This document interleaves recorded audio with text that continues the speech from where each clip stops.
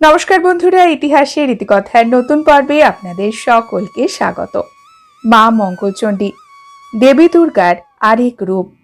তিনি আমাদের সংসারের মঙ্গল করেন, তাই মা চণ্ডীর এই রূপের নাম মঙ্গলচণ্ডী। দেবী মঙ্গলচণ্ডীর পুজো সারা বছর করা যায়। 12 মাসে মা মঙ্গলচণ্ডীর পুজো প্রত্যেক মঙ্গলবারে অনুষ্ঠিত হয়। আবার বৈশাখ মাসের হরিশ মঙ্গলচণ্ডী আর জ্যৈষ্ঠ মাসের জয় মঙ্গলচণ্ডীর ব্রত অত্যন্ত জনপ্রিয়। মূলত স্ত্রী লোকেরাই অর্থাৎ মহিলারাই মা মঙ্গলচণ্ডীর পুজো করে থাকেন, তবে দেবীর পুজো পুরুষরাও করতে পারে। অনেকের বাড়িতে মঙ্গলচণ্ডীর পুজোর জন্য মন্দিরও রয়েছে, পুজোর স্থানও রয়েছে। আবার অনেকে নিজের বাড়িতেই পুজো করেন। মা মঙ্গলচণ্ডীর পুজো ছবিতে হয়, পটে হয়, ঘটে হয়, আবার মূর্তিতেও হয়। দেবী দ্বিভুজা, তার হাতে রয়েছে পদ্ম। দেবী পদ্মের ওপরেই আসীনা। মা মঙ্গলচণ্ডী মাতৃরূপেরই প্রকাশ। বাংলার ঘরে ঘরে এই পুজো বহুকাল থেকেই প্রচলিত। ভবিষ্য পুরাণে মঙ্গলচণ্ডী ব্রতের উল্লেখ রয়েছে। ব্রহ্মবৈবর্ত পুরাণ অনুসারে মা মঙ্গলচণ্ডী পুজোর কথা আমরা জানতে পারি। বন্ধুরা, আজকের পর্বে আমরা জানব 12টি ফুলের কথা, যে 12টি ফুল দিয়ে আমরা দেবী মঙ্গলচণ্ডীর অর্চনা করতে পারি। মা দুর্গার রূপ হতে মা দুর্গার পছন্দের এই 12টি ফুল আপনারাও নিবেদন করতে পারেন দেবীকে। আমাদের হিন্দু ধর্মে প্রত্যেকটি দেবদেবীর পছন্দের ফুল ফল নৈবেদ্য রয়েছে। বলা হয় এই নৈবেদ্য ফুল ফল দিয়ে দেব বা দেবীর অর্চনা করলে দেব বা দেবী অত্যন্ত সন্তুষ্ট হন এবং মনস্কামনাও পূর্ণ হয়। আসুন জেনে নিই এই 12টি ফুল কি কি। দেবী মঙ্গলচণ্ডী যেহেতু মা দুর্গারই এক রূপ এবং তিনি চণ্ডীর এক রূপ, অর্থাৎ দেবী দুর্গার এই মাঙ্গলিক চণ্ডী রূপের পুজোতে হিবিস্কাস বা জবা ফুলের ব্যবহার অবশ্যই করুন। জবা ফুল, বিশেষ করে রক্ত জবা ফুল দিয়ে মা মঙ্গলচণ্ডীর পুজো করতে পারেন। অত্যন্ত পবিত্র একটি ফুল, অবশ্যই ব্যবহার করুন। 108টি জবা ফুলের মালা তৈরি করে দেবীকে অর্পণ করতে পারেন। দ্বিতীয় যে ফুলের কথা বলবো সেটি হলো পদ্ম। পদ্ম হিন্দু ধর্মে সকল দেবদেবীর পুজোতে ব্যবহার করা হয়। অত্যন্ত পবিত্র একটি ফুল। পদ্ম ফুল দিয়েও মায়ের অর্চনা করতে পারেন। আপনারা যে কোনো রঙের পদ্ম ব্যবহার করতে পারেন, যেটি আপনাদের কাছে রয়েছে। বন্ধুরা, তৃতীয় যে ফুলের কথা বলবো সেটি হলো চন্দ্রমল্লিকা ফুল।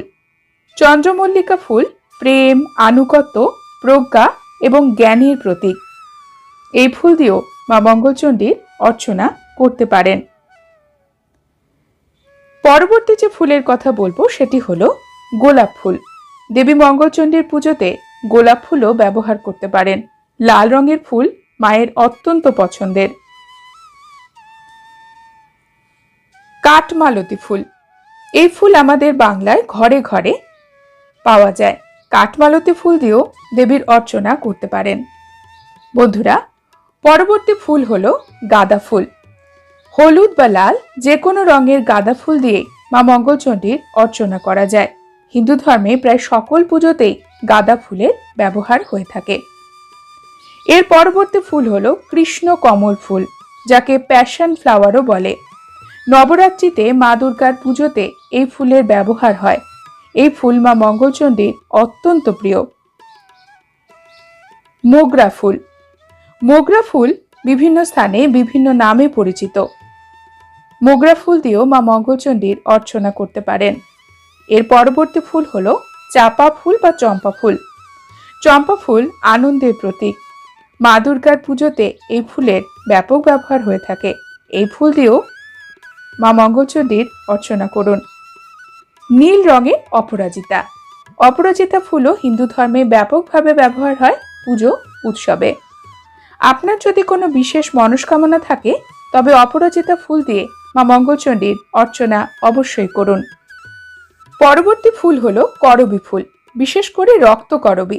এছাড়াও হলুদ রঙের করবী ফুল দিয়েও মা মঙ্গলচণ্ডীর অর্চনা করতে পারেন।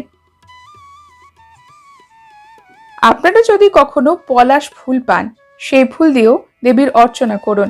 পলাশ ফুল দেবী চণ্ডীর অত্যন্ত প্রিয় ফুলের মধ্যে পড়ে। জ্যৈষ্ঠ মাসের প্রথম সংক্রান্তি থেকে যে কয়টি মঙ্গলবার পড়ে, প্রতি মঙ্গলবারে সধবা এবং কুমারীরা পালন করেন জয় মঙ্গলচণ্ডীর ব্রত, যেটি জয় মঙ্গলবার ব্রত নামেও পরিচিত। এই ব্রতের ব্রত কথা শুনে নেব। কৈলাসে বসে একদিন ভগবতী বললেন, পদ্মা, মর্তলোকে আমার পূজা প্রচার করতে হবে। পদ্মা বললেন, মা, কি করে হবে? ভগবতী বললেন, আমি মর্তে গিয়ে বুড়ি বামনির বেশে পূজা প্রচার করব। অমনি ভগবতী কৈলাস থেকে মর্তে এসে ধনপতি বেনের বাড়িতে গিয়ে ভিক্ষা চাইলেন। ভর দুপুরবেলা, রোদ ঝাঝা করছে। বামনি ভিক্ষা নিতে এসেছে। বেনে বউ তাড়াতাড়ি থালায় করে ভিক্ষা দিতে গেলে বুড়ি বললেন, মা, তোমার ক ছেলে ক মেয়ে? বেনে বউ বললে, আমার 7 মেয়ে, ছেলে হয়নি। যেই সেই কথা শোনা, অমনি বুড়ি বললেন, কন্যা আটকুড়ির মুখ দেখতে আছে, কিন্তু পুত্র আটকুড়ির মুখ দেখতে নাই। আমি ভিক্ষা নেব না। এই না বলে বুড়ি লাঠি ঠকঠকিয়ে চলে গেলেন, আর কিছু দূরে গিয়ে একটি বটগাছ তলায় বসলেন।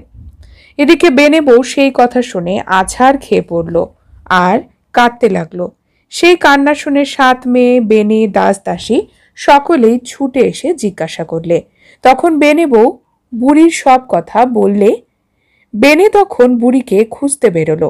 এদিক ওদিক খুঁজতে খুঁজতে দেখলে বটগাছে ঠেস দিয়ে বুড়ি ঝিমুচ্ছে। বেনে অমনি বুড়ির পা দুটো জড়িয়ে ধরে বললে, মা, তুমি আমার বউয়ের হাত থেকে ভিক্ষা না নিয়ে কেন চলে এলে? তা মা, দয়া করে আমার ছেলে হবার উপায় করে দাও। বুড়ি বললে, আমি বুড়ো মানুষ, কি উপায় করব বল? তবে এই যে ফুলটি দিচ্ছি, এটি নিয়ে যা। ঋতু স্নানের দিন এটি ধুয়ে জল খেতে বলিস, ছেলে হবে। বেনে ফুলটি নিয়ে বাড়ি গিয়ে বউয়ের হাতে দিয়ে সব বললে। দেখতে দেখতে বেনে বউ ঋতু স্নান করলে। তারপর মা দুর্গাকে স্মরণ করে ফুলটি ধুয়ে জল খেলে। বেনে বউ পোয়াতে হলো। 9 মাসে ঘটা করে বেনে 7 দিল। বুড়ো বয়সে ছেলে হয়েছে বলে বেনের কি আহ্লাদ। 10 মাস 10 দিনে ব্যথা উঠল। ছেলে আর কিছুতেই হয় না। চারিদিকে লোকজন ছুটোছুটি করছে, পাড়ার বউরা বলা বলি করছে। বুড়ো বয়সে পোয়াতি হয়েছে, কতই না কষ্ট পাচ্ছে। এদিকে ভগবতীর আসন টলল। তিনি বুড়ির বেশ ধরে বেনে বাড়ির খিড়কির ধারে এসে দেখলেন কত লোক যাতায়াত করছে, কতজনে কত কথা বলছে। তিনি একজনকে জিজ্ঞাসা করলেন, হ্যাঁ মা, এখানে এত গোলমাল কিসের? একজন বললে, তুমি বুঝি কিছু জানো না? বুড়ো বয়সে বেনে বউয়ের পেট হয়েছে আর 4 দিন ব্যথা খাচ্ছে, তবু ছেলে হচ্ছে না। বুড়ি বললে, আমি একবার দেখতে পারি? সে বললে, কেন পারবে না, তুমি ভিতরে যাও। বুড়ি বরাবর আতুর ঘরে গিয়ে লোকজনকে বললে, তোমরা বাছার ঘর থেকে সব বেরিয়ে যাও, আমি পোয়াতিকে একবার দেখি। সকলে ঘরের বাইরে গেল। ভগবতী অমনি পেটে পদ্মহস্ত বুলিয়ে দিলেন। দেখা মাত্র ভুস করে ছেলে বেরিয়ে এলো। যাবার সময় বেনে বউকে বলে গেলেন, এর নাম জয়দেব রেখো। তাই বলে তিনি চলে গেলেন। আবার কিছুকাল পরে ভগবতী কৈলাস থেকে মর্তে এলেন বুড়ি বামনির বেশ ধরে। সেদেশে লক্ষপতি বেনের বাড়িতে গিয়ে ভিক্ষে চাইলেন। বেনে বউ তাড়াতাড়ি থালা সাজিয়ে ভিক্ষে দিতে গেল। বুড়ি বললেন, হ্যাঁ মা, তোমার ক ছেলে ক মেয়ে? বেনে বললে, আমার 7 ছেলে মেয়ে হয়নি। সেই শুনে বুড়ি বললেন, বাপ রে, পুত্র আটকুড়ির মুখ দেখতে আছে, কিন্তু কন্যা আটকুড়ির মুখ দেখতে নাই। আমি ভিক্ষে নেব না। এই বলে বুড়ি চলে গেলে একটি বটগাছ তলায় তিনি বসলেন। এদিকে বেনে বউ আছাড় খেয়ে কাঁদতে লাগলো। কান্না শুনে লোকজন ছুটে এসে বউকে তুলল। তারপর জিজ্ঞাসা করলে, কি হয়েছে? সেই শুনে বউ বলল, একটি বুড়ি বামনি ভিক্ষে নিতে এসে যা তা বলে চলে গেল। লক্ষপতি লোকজন সঙ্গে নিয়ে বুড়িকে খুঁজতে বেরোলো। খুঁজতে খুঁজতে দেখলে সেই বুড়ি বটগাছে ঠেস দিয়ে ঝিমোচ্ছে। তখন সে বুড়ির পা ধরে সব কথা বললেন। বুড়ি শুনে ঝুলি থেকে একটি ফুল নিয়ে তার হাতে দিয়ে বললেন, এই ফুলটি ধুয়ে ঋতু স্নানের দিন জল খেতে বলো, তবে মেয়ে হবে। লক্ষপতি বাড়ি গিয়ে ফুলটি বউয়ের হাতে দিয়ে বুড়ি সব কথা বলল। এদিকে ঋতু স্নানের পর লক্ষপতির বউ ফুল ধুয়ে জল খেয়ে পোয়াতি হলো। যেমনি দেখতে দেখতে 9 মাস হলো, অমনি ঘটা করে বউয়ের 7 দিলে। তারপর 10 মাস 10 দিনে বউয়ের প্রসব ব্যথা উঠল। কষ্ট পেতে লাগলো। কত ধাই এলো, কত কোবরেজ এলো, কিন্তু কিছুতেই কিছু করতে পারলে না। এদিকে কৈলাসে ভগবতীর আসন টলল। তিনি সব বুঝতে পারলেন। অমনি মর্তে এলেন। এসে লক্ষপতি বেনের খিড়কির ধারে গিয়ে বললেন, কত লোক যাতায়াত করছে। বুড়ি বেশি ভগবতী বললেন যে, হ্যাঁ বাছা, তোমরা সব কোথা গিয়েছিলে? মেয়েরা বলল, লক্ষপতি বউয়ের প্রসব ব্যথা উঠেছে, খুব কষ্ট পাচ্ছে, তাই দেখতে গেছিলুম।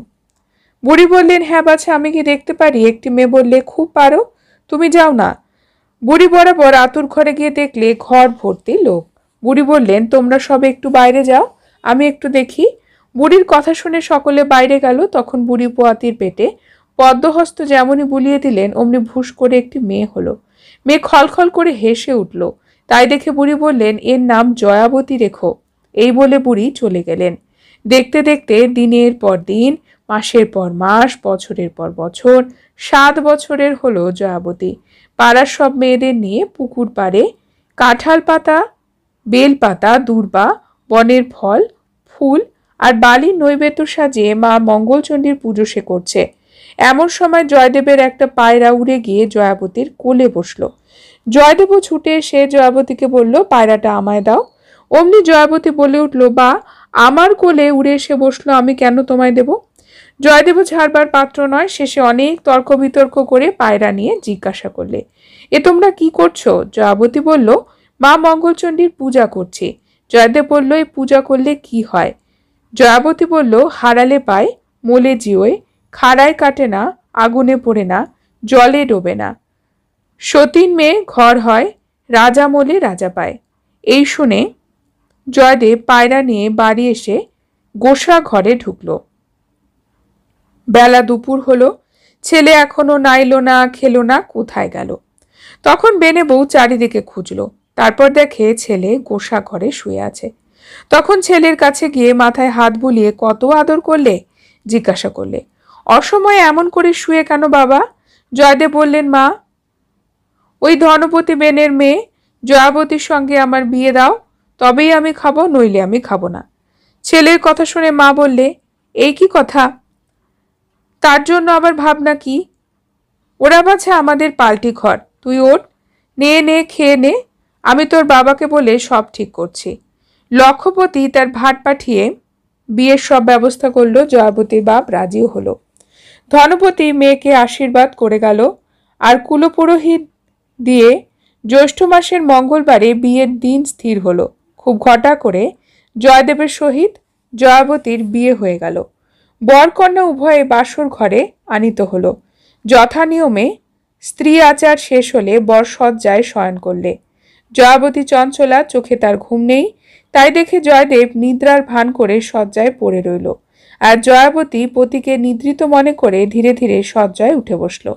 আর আঁচলের খুঁট খুলে গদ বের করে যখন খাচ্ছে, তখন জয়দেব চোখ মেলে বললে, আমি যা জিজ্ঞাসা করছি তা তুমি সত্যি করে বলো। আমাকে তুকতাক বা গুণগান করলে নাকি? জয়াবতী বললে, আমি তুকতাক জানি না, গুণগান কাকে বলে সেটিও শুনিনি। আজ জয় মঙ্গলবার, তাই গদ খেলুম। জয়দেব জিজ্ঞাসা করলে, এ পুজো করলে কি হয়? জয়াবতী বললে, এ পুজোর ফল অনন্ত, বিয়ের আগে আমি তোমাকে বলেছিলাম। পরদিন সকালে 7 ডিঙ্গা নানা ধনে পূর্ণ হলো। খাট বিছানা স্বর্ণরূপের তৈজসপত্রে তো কথাই নেই। বরকনের বিদেয় হলো। লক্ষপতি মেয়ের সর্বাঙ্গ হীরক অলঙ্কারে মুড়ে দিলেন। কিছু জলযোগের পর বরবধূ বিদায় নিয়ে ডিঙ্গিতে চেপে শুভ যাত্রা করলে। ডিঙ্গি ছাড়ল।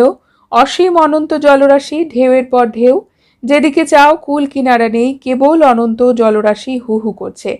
তাই দেখে জয়দেব জয়াবতীকে বললে, প্রিয়ে, এখানে জলদস্যুর বড়ই উৎপাত, তোমার গায়ে গহনা থাকা নিরাপদ নয়। এক কাজ করো, তোমার গয়নাগুলি সব খুলে আমাকে দাও। জয়াবতী তাই করলে। জয়দেব একটা রূপোর বাটায় ভরে মাঝ নদীতে তা ফেলে দিল। এমন সময় একটা রাঘব বোয়াল বাটাটা গিলে ফেলল। তাই দেখে জয়াবতীর প্রাণ কেঁপে উঠল। মনে মনে মা মঙ্গলচণ্ডীকে স্মরণ করে বলল, মা, আমার অদৃষ্টে কি এই ছিল? সকলই তোমার ইচ্ছা মা। এদিকে 7 ডিঙ্গি হেলতে দিলতে উজ্জয়িনীর ঘাটে এসে ভিড়ল। বর এসেছে। চারিদিকে মুখরিত রব হলো। আগে থেকেই পথে পথে কদলী বৃক্ষ পুষ্পমালা সজ্জিত হয়েছিল। শত শত দাসদাসী লোকজন বরবধূকে নিয়ে যাবার জন্য ঘাটে এসে উপস্থিত। সকলে দেখে স্তম্ভিত এবং বিস্মিত অবাক। বিপুল ধনের অধিপতি লক্ষপতি সদাগরের একমাত্র কন্যার গায়ে একটিও গয়না নেই, পরনে সামান্য একটা শাড়ি। 7 ভাইয়ের বোন সে। নানা জনে নানা কথা বলতে লাগলো। জয়দেবের কানে কথা গেল। সে বললে, তোমাদের অত কথায় কাজ কি, তোমরা চুপ করে থাকো। তখন বোনেরা বললে, ইস, বিয়ে না হতেই শ্বশুর বাড়ির এত টান, না জানি এরপরে আর কত কি হবে। এই বলে 7 বোন মুখ বেঁকিয়ে চুপ করে রইল। সব লোকের ব্যঙ্গ বিদ্রুপ শুনে বেনে বইয়ের প্রাণে শেল বিঁধল। যার যেমন বরাত, এই ভেবে যথারীতি বরণ করে বরবধূকে ঘরে তুললেন। আজ বউ ভাত, আশেপাশে 7 গ্রাম নিমন্ত্রিত, আত্মীয় কুটুম্বে বেনে বাড়ি পূর্ণ। জেলেদের মাছের ফরমাস দেওয়া হলো। সকলেই খালি হাতে ফিরে এলো। বেনের কারণ জিজ্ঞাসা করলে। তারা বললে, হুজুর, আমরা যেখানে যত জলাশয় আছে তন্ন তন্ন করে জাল ফেলেছি, কিন্তু একটি আঁশও পেলাম না। সেই কথা শুনে জয়াবতী ননদদের দিয়ে বলে পাঠালে সাগরে জল ফেলতে, এবং সেই কথা শুনেই কাজ। জেলেরা সাগরে গিয়ে জাল ফেলতেই 7 হাত লম্বা সেই রাঘব বোয়ালটি ধরা পড়ল। জেলেরা সেই মাছ এনে দিলে। সকলের আনন্দের সীমা রইল না। দাসীরা মাছ কুটতে গেল, কিন্তু মাছের গায়ে বটি বিঁধল না। তখন জয়াবতী ননদদের জানালে, মাকে বলো কাপড়ের একটি কাণ্ডার করে দিক, আমি তার মধ্যে বসে মাছ কুটে দেব। বেনে বইয়ের কথা কানে যেতেই হেসে বললে, পাগল মেয়ে, ও কি ওই রাঘব বোয়াল কুটতে পারবে? জয়াবতী বারবার বলাতে কাপড়ের কাণ্ডার হলো। জয়াবতী তার মধ্যে প্রবেশ করে মনে মনে মা মঙ্গলচণ্ডীর পাদপদ্ম স্মরণ করে মাথার যে কাজললতা ছিল তাই দিয়ে মাছের গায়ে ঠেকালে। অমনি মাছ খণ্ড খণ্ড হয়ে রূপোর বাটা বেরিয়ে এলো। জয়াবতী তখন বাটা খুলে গয়নাগুলি গায়ে দিয়ে বাইরে বেরিয়ে এলো। সকলেই অবাক, স্তম্ভিত, কাঠের পুতুলের মতো দাঁড়িয়ে আছে। কারো মুখে কোনো কথা নেই। সকলেই মনে করল জয়াবতী মানবী নয়, মানবরূপে স্বর্গের দেবী। কিছুক্ষণ পরে আনন্দে সকলেই বলল, জয়াবতী যখন অন্যের অসাধ্য সাধন করে মাছ কুটে দিয়েছে, তখন ওকেই রান্না করতে হবে, না হলে আমরা খাবো না। তাই শুনে আর দেখে বেনে বউ বললে, ও মা, সে কি কথা, আমার অত ছোট বৌমা কি করে রাঁধবে? জয়াবতী শুনে শাশুড়ি মাকে জানালো, আমিই রাঁধবো, কেউ আপত্তি যেন না করে। অমনি রান্নাঘর পরিষ্কার হলো, নতুন উনান তৈরি হলো। সমস্ত আয়োজন ঠিক করে জয়াবতী রন্ধন গৃহে প্রবেশ করে গলায় আঁচল দিয়ে মা মঙ্গলচণ্ডীকে স্মরণ করে বললে, জননী, তোমার পাদপদ্মই আমার ভরসা। মনে মনে এই বলে সে রাঁধতে শুরু করলো। রন্ধনের সুরভিত গন্ধে চারিদিক আমোদিত হলো। তাই দেখে সকলে বলে উঠল, নববধূ পরিবেশন না করলে আমরা আহারই করব না। তাই হলো। হাজার হাজার লোক লাইন দিয়ে খেতে বসে গেছে। জয়াবতী মা মঙ্গলচণ্ডীকে স্মরণ করে পরিবেশন করতে লাগলো। সকলে খেয়ে তৃপ্তি লাভ করলো। সকলেই বলল, এমন খাওয়া তারা কোথাও খায়নি। কামনা করি জয়াবতীর একটি সুসন্তান লাভ করুক। তার অন্নপ্রাশনে আমরা এমনি করে সকলেই খাবো। এখন জয়াবতীর বয়স 11। মা মঙ্গলচণ্ডীর গয়া তার গর্ভের লক্ষণ প্রকাশ। 3 মাসে কানাকানি, 4 মাসে জানাজানি, 5 মাসে দধি মিষ্টি, 7 মাসে ভাজা, 9 মাসে সাত দেওয়া হলো খুব ঘটা করে। 10 মাস 10 দিনে পূর্ণ হলে শুভক্ষণে, শুভ লগ্নে, শুভ তিথিতে বিনা কষ্টে অন্যের অজ্ঞাতসারে একটি দেবতুল্য পুত্র সন্তান প্রসব করলে জয়াবতী। আত্মীয় কুটুম্ব, দীন দুঃখী, আহুত অনাহুত অতিথি সকলকে সযত্নে ধন রত্নাদি এবং মিষ্টান্ন প্রভৃতি বিতরণ করা হলো। সকলে নবজাত পুত্রের মনের সুখে আশীর্বাদ করে চলে গেল। 5 দিনের দিন জয়াবতী ছেলে শুয়ে স্নান করতে গেল। আর সেই অবসরে জয়দেব ঘরে গিয়ে ছেলেকে পাচুটের পনের ভেতর ফেলে দিয়ে এলো। মা দুর্গার আসন টলল। মা ব্রহ্মাকে ছেলে রক্ষা করার জন্য বললেন। ব্রহ্মা পণ থেকে ছেলে তুলে নিয়ে কোলে বসে রইলেন। জয়াবতী স্নান করে এসে দেখে একটি সুপুরুষ ব্যক্তি তার ছেলে কোলে নিয়ে বসে আছে। পরিচয় জিজ্ঞাসা করলে ব্রহ্মা বললেন, আমি যেই হই জানবার কোনো প্রয়োজন নেই। ছেলেকে একা রেখে গেছো, কখন কি বিপদ ঘটে আশঙ্কায় আমি ছেলেকে রক্ষা করছি। এখন তুমি তোমার ছেলেকে নাও, বলে সে ছেলে দিয়ে চলে গেলেন। 6 দিনের দিন আজ সেটেরা পুজো। জয়াবতী ছেলে শুয়ে স্নান করতে গেল, আর সেই ফাঁকে ছেলে নিয়ে জয়দেব গরুর পায়ের তলায় দিয়ে এলো। ভগবতী সব জানতে পারলেন। সেই মুহূর্তে গরুর পা থেকে ছেলে কোলে নিয়ে বসে রইলেন। জয়াবতী ফিরে এসে দেখে বললেন, কে তুমি মা? ছেলে কোলে নিয়ে বসে আছো? ভগবতী বললেন, তুমি ছেলেকে একা রেখে চলে গেছো, তাই ভয়ে আমি ছেলে নিয়ে বসে আছি। তোমার ছেলে তুমি নাও বলে ছেলে দিয়ে চলে গেলেন। আজ 8 দিন, তাই ছেলের কল্যাণে 8 কৌড়ে হবে। আর জয়াবতী তেল মেখে স্নান করতে গেল, আর জয়দেবও ছেলে নিয়ে হাতির পায়ের তলায় দিয়ে দিল। এদিকে মাও সব জানতে পেরে হাতিকে বলে পাঠালেন যে সুর করে পিঠে নিয়ে ছেলেকে রক্ষা করতে। জয়াবতী স্নান শেষ করে এসে দেখল ছেলে হাতির পিঠে খেলা করছে। তাই দেখে জয়াবতী জিজ্ঞাসা করলে, কে তুমি হাতি রূপে আমার ছেলেকে রক্ষা করছো? হাতি বলল, তোমার ছেলে একা ছিল তাই ওকে রক্ষা করছি, এখন তুমি তোমার ছেলেকে নাও বলে ছেলে দিয়ে হাতি বনের পথে চলে গেলেন। আজ 9 দিন। ছেলে শুয়ে জয়াবতী স্নান করতে গেল, আর জয়দেব গিয়ে ছেলে নিয়ে অশ্বিনীর পদতলে দিয়ে দিল। কৈলাসে দয়ামতী মার আসন টলল, মুকুট দুলল। অমনি মা বলে পাঠালেন, অশ্বিনী ছেলে পিঠে নিয়ে দাঁড়িয়ে রইল। জয়াবতী স্নান করে ফিরে এসে দেখলে ছেলে অশ্বিনীর পিঠে খেলা করছে। সে জিজ্ঞাসা করল, কে তুমি ঘরে? অশ্বিনী বললে, আমি তোমার ছেলেকে রক্ষা করছি, তুমি ছেলেকে নাও, আমি যাই। জয়াবতী ছেলে কোলে নিল, অশ্বিনীও চলে গেল। ছেলের 1 মাস পূর্ণ হলো। আজ ষষ্ঠী পূজা। জয়াবতী ছেলেকে তেল হলুদ মাখিয়ে স্নান করিয়ে শুয়ে রেখে নিজে স্নান করতে গেল, আর জয়দেব ছেলে নিয়ে পুকুরের পাকে পুঁতে দিয়ে এলো। জয়াবতী স্নান করে উঠতে যাবে, এমন সময় তার আঁচলে টান পড়ল। ফিরে দেখে ছেলে। অমনি কোলে নিয়ে সে ঘরে এলো। যথাকালে মা ষষ্ঠীর পূজা সাঙ্গ হলো। আর 6 মাস ছেলের শুভ অন্নপ্রাশন। ঘটার আর শেষ নেই। 7 গায়ের লোক নিমন্ত্রিত হয়েছে, বেনি বাড়িতে হাজির হয়েছে। জয়াবতী ছেলে শুয়ে স্নান করতে গেল, আর জয়দেব ঘরে ঢুকে ছেলেকে 7 টুকরো করে কেটে তাড়াতাড়ি সে ঘর থেকে বেরিয়ে গেল। অমনি দেবীর মাথার মুকুট দুলে উঠল। তিনি তখন অমৃতকুণ্ডের অমৃত নিয়ে বেনে বাড়ি গিয়ে ছেলের কাটা অঙ্গে ছিটিয়ে দিলেন। ছেলে যেমন ছিল তেমনই হলো, আর কোলে নিয়ে বসে রইলেন। জয়াবতী স্নান করে ফিরে এসে জিজ্ঞাসা করল, কে তুমি মা? ভগবতী বললেন, আমি যেই হই তোমার ছেলেকে তুমি নাও। এই বলে জয়াবতী কোলে ছেলেকে দিয়ে চলে গেলেন। জয়দেব ঘরে এসে বলল, জয়াবতী তোমার ব্রতের সবগুলোই তো ঠিক হলো, কিন্তু একটি তো হলো না। জয়াবতী বলল, সময় হলেই সঠিক হবে। কিছুদিন বাদে সে দেশে রাজা মরেছিল। রাজা সে তো হস্তি। রাজা খুঁজতে বেরোলো। বেরিয়ে জয়দেবকে দেখতে পেয়ে সুরে তুলে পিঠে নিয়ে সিংহাসনে বসিয়ে দিল। জয়দেব রাজা হলো, জয়াবতী রানী হলো। সুখে স্বাচ্ছন্দ্যে ঘর সংসার করতে লাগলো। মা মঙ্গলচণ্ডীর পূজার চারিদিকে প্রচারিত হলো। কিছুদিন রাজ্য করার পর ছেলে মেয়ের বিয়ে দিল। তারপর স্বর্গ থেকে রথ এলো। জয়দেব জয়াবতী রথে নিয়ে চলে গেল স্বর্গে। সোনার মঙ্গলচণ্ডী রূপোর বালা, কেন মা মঙ্গলচণ্ডী এত বেলা? হাসতে হাসতে তেল হলুদ মাখতে, শাখা শাড়ি পরতে, আঘাত ঘাট করতে, অপদ পথ করতে, চোরের বন্ধন ঘুচাতে, অবিবাহিতের বিয়ে দিতে, নির্ধনীকে ধন দিতে, হাপুতির পুত দিতে, কানার চক্ষু দিতে, অন্ধের নারী দিতে, অরাজকের রাজ্য দিতে, তাই হলো এত বেলা। এই মন্ত্র 3 বার বলে প্রণাম করতে হয়, তারপরে গদ খেতে হয়। এই মন্ত্র আরো 2 বার। সোনার মঙ্গলচণ্ডী রূপোর বালা, কেন মা মঙ্গলচণ্ডী এত বেলা?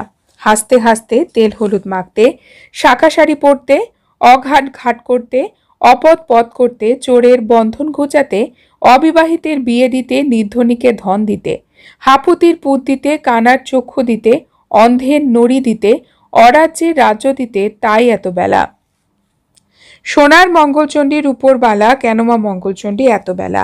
হাসতে হাসতে তেল হলুদ মাখতে, শাখা শাড়ি পরতে, অঘাট ঘট করতে, অপদ পথ করতে, চোরের বন্ধন ঘুচাতে, অবিবাহিতের বিয়ে দিতে, নির্ধনীকে ধন দিতে, হাপুতির পুত দিতে, কানার চক্ষু দিতে, অন্ধের নড়ি দিতে, অরাজকের রাজ্য দিতে, তাই হলো এত বেলা। অথ জ্যৈষ্ঠ মাসের প্রত্যেক মঙ্গলবারের মা মঙ্গলচণ্ডীর ব্রতকথা এখানেই সমাপ্ত।